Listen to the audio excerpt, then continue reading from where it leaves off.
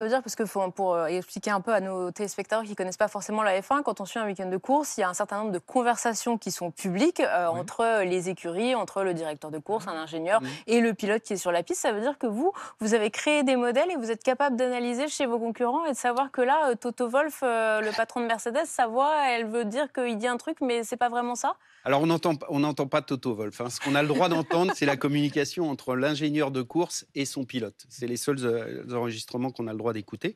Mais effectivement, on va utiliser, les cognitive services, qui sont de base dans Azure Cloud, pour détecter si un mot revient systématiquement dans la conversation, ou si, sur certaines séquences de course, il y a toujours le même style de communication entre le pilote et son ingénieur. Oui, c'est des choses où on va essayer de savoir comment se comportent les autres au moment où il faut prendre une décision. Et ça veut dire c'est quelque chose que vous faites consciemment ou vous vous dites, là, En ils se fait, disent la même chose, ça veut dire qu'ils sont en train d'essayer d'enfumer, non, les c'est autres ce qu'on écuries appelle ou des signaux faibles. c'est des C'est là où on voit l'impact des algorithmes finalement et de l'intelligence artificielle. C'est que c'est des signaux faibles qu'on peut avoir, comme une entreprise qui a des signaux faibles sur son marché, des clients qui sont plus ou moins contents, voilà, qui va agréger tous ces signaux et va sortir, on va dire, des éléments pour que la partie technique, voire le pilote, le copilote, puisse finalement prendre des décisions.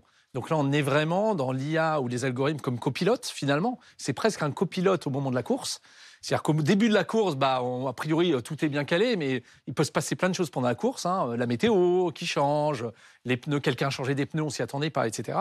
Et du coup, effectivement, ces signaux faibles vont remonter, vont être agrégés, puis ça va permettre des éléments d'information pour qu'à la fin, le technicien ou le copilote, finalement, le pilote, puisse prendre les bonnes décisions de «Ah là, c'est le moment pour, ah là, je sens une fébrilité chez l'autre». Voilà, c'est un jeu de chat et souris, hein, finalement, hein, voilà, derrière, en On le disait permanence tout à pendant. l'heure, le facteur humain, il est chez le pilote, mais il est aussi dans celui qui prend la décision Oui. stratégique. Et ça, on n'utilise pas la technologie pour remplacer les ingénieurs, mais plutôt pour les augmenter, augmenter leurs Leur capacités et donner les plus de focaliser, signaux, voilà, plus et de. les focaliser sur l'information importante. En fait, c'est ça qu'on cherche à faire. On capture un maximum de données, et ben, transformer la donnée en information importante pour celui qui doit prendre une décision. C'est tout l'enjeu des systèmes d'information dans la F1. Bah, alors du coup, ça doit aller super vite parce que bon, le but de la F1, c'est d'aller très vite, mais cette analyse des données, les récolter, il faut les récolter vite, mais il faut aussi derrière pouvoir, je me doute au niveau des équipes de Microsoft, pouvoir Ouais. rebalancer toutes ces données aux équipes d'Alpine pour qu'elles se disent: «Bon là, j'ai toutes les cartes en main» et comment on fait pour aller accélérer comme ça? C'est là où la technologie est importante finalement, et c'est là où c'est intéressant de travailler avec une entreprise française comme Alpine, hein, pour Microsoft. C'est que cette industrie, elle est très critique au temps. Donc effectivement, il faut des plateformes technologiques qui soient extrêmement rapides à analyser et à donner cette visualisation pour que voilà, les gens puissent prendre les bonnes décisions derrière. Donc c'est ce temps de latence, souvent on l'appelle comme ça, d'aller-retour vis-à-vis du cloud, des choses à faire en local, des choses à faire en global. Finalement, c'est tout un sujet d'architecture aussi derrière. Mais c'est la clé finalement pour prendre des bonnes décisions effectivement derrière. Quasi ou en temps réel en l'occurrence derrière. Donc c'est un vrai avantage concurrentiel derrière. L'arrivée de la puissance de calcul dans le cloud, heu, dans le nuage, ça a été vraiment un facteur d'accélération.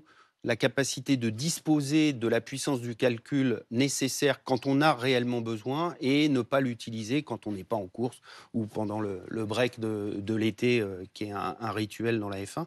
Donc ça, c'est quand même, Vous avez on est un assez avide de toutes ces avancées et on est prêt à les tester parce qu'on prend le risque finalement pour nous-mêmes, pour notre équipe. Et c'est pour ça que je pense qu'il y a un certain nombre d'entreprises de technologie qui sont intéressées pour venir collaborer avec nous dans la F1. C'est parce qu'on est toujours avide de tester des avantages technologiques. vous le disiez à l'instant